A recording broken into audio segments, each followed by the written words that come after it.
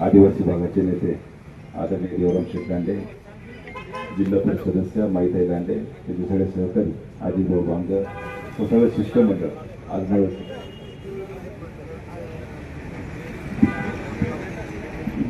आजनाळगावचे सरपंच अरुणाताई गोस्कर, देवळगावचे सरपंच दीपक लुटे,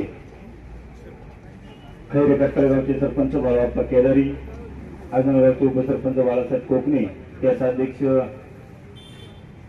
निंबा बांगले, खेळा कारखाना डायरेक्टर माऊली युन्नर, माजी ग्रामपंचायत सदस्य गणपती गोटकर, निमगिरीचे सदस्य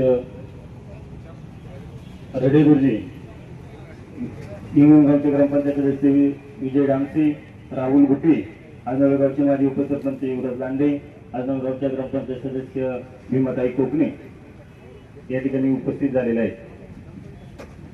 या सर्व मान्यवरांचं या ठिकाणी मी स्वागत करतो.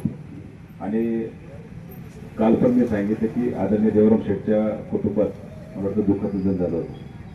त्याच्यामुळे त्यांना 2 दिवस काही यायला काही शक्य झालं नाही. परंतु आजनाळ्यामध्ये आम्ही एकत्रपणे त्या ठिकाणी लढा देण्याचं ठरवलंय. आज खरं तर आपला हा प्रामाणिकपणाचा लढा आहे.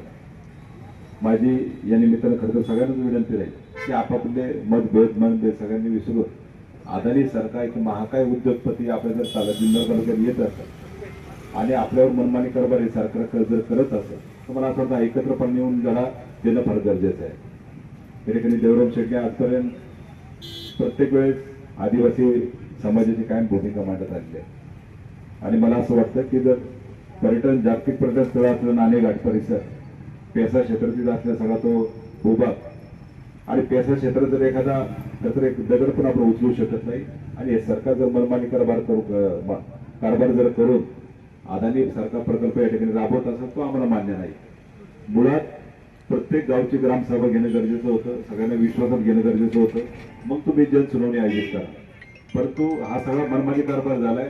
आज पेपरद्वारे आम्हाला नोटीसद्वारे समजतं की एवढी प्रकल्पबाधित गावे आणि जनसुनावणी 21 तारखेला आयोजित केली.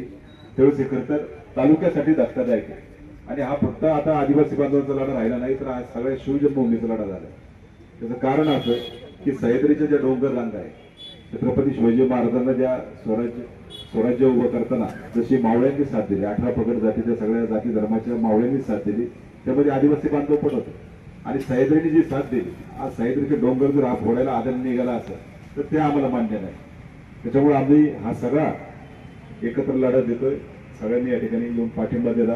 कारण ज्यावेळेस एखादा उपोषण करत असतो, मी मागाशी पण याचा उल्लेख केला, त्यावेळेस त्याला येऊन पाठिंबा देणं, आधार देणं विषय नंतरचा आहे, परंतु त्याला आधार देणे हे फार महत्वाचं असं मला असं वाटतं. देवराम शेठ आज आलेत, त्यांच्या कुटुंबात पण दुःखद निधन झालं होतं, आमच्या कुटुंबात पण ती परिस्थिती आहे. तरी पण आपण या आदिवासी बांधवांसाठी, आपल्या तालुक्यासाठी आपण हा लढा देतोय आणि एकत्रपणे आपण सगळेजण पुढे जाणार आहोत.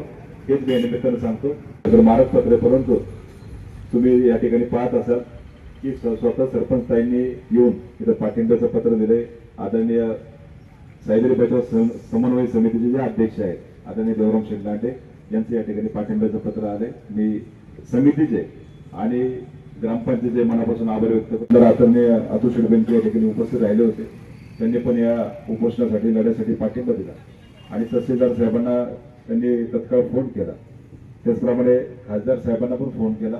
तर खासदार साहेबांनी सांगितलं की येत्या 18 तारखेला आपली सगळ्या आदिवासी बांधव समवेत आणि आपली जी समन्वय सह्याद्री बचाव समिती जी आहे आणि हे ज्या काही दुर्योग समिती असेल, जे काय असेल या लढ्यामध्ये, त्या सगळ्यांची त्यांनी एक समन्वय बैठक पुणे जिल्हा अधिकारी ऑफिसमध्ये लावली आहे. आणि 18 तारखेला मी त्यांना सांगितलं की तुमची बैठक तुम्ही करा, आम्हाला तोपर्यंत या ठिकाणी उपोषणाला मी ठाम आहे. मी उपोषण स्थळ कुठं सोडून जाणार नाही. तुम्ही सगळेजण इथं आपले सगळे समितीचे लोक आहे, तुम्ही सगळेजण ही सगळी आपली छोटी समन्वय बैठकीतून जर काही निर्णय निघाला योग्य तर आम्हाला असं वाटतं मग आपण काहीतरी निर्णय घेऊ. तोपर्यंत आपण उपोषणावर ठाम आहे. येत्या 18 तारखेला ती बैठक आहे. अजून 8 दिवसांनी ती बैठक आहे, पण आपण आपल्या निर्णयावर निश्चितपणे ठाम आहे. कारण मला या सरकारबद्दल खरं तर विश्वास नाही. देवराम शेठ आज आपल्याला काहीतरी बोलून या ठिकाणी मला उठवतील आणि बिचाऱ्या आदिवासी बांधवांना जर त्या ठिकाणी आपण न्याय देऊ शकलो नाही, मला असं वाटतं आपलं मन पण आपल्याला माफ करणार नाही. म्हणून आपण हा प्रामाणिकपणाचा लढा देतोय. आदरणीय देवराम शेठ याच्यात सामील झाले, त्याच्यामुळं अधिकचा आनंद या ठिकाणी वाढलाय, कारण त्यांनी आतापर्यंत आदिवासी समाजासाठी नेहमीच त्या ठिकाणी आवाज उठवला आहे. मी या सगळ्या गोष्टीची तुम्ही बोलण्या अगोदर या सगळ्या गोष्टीची कल्पना देणं फार गरजेचं होतं.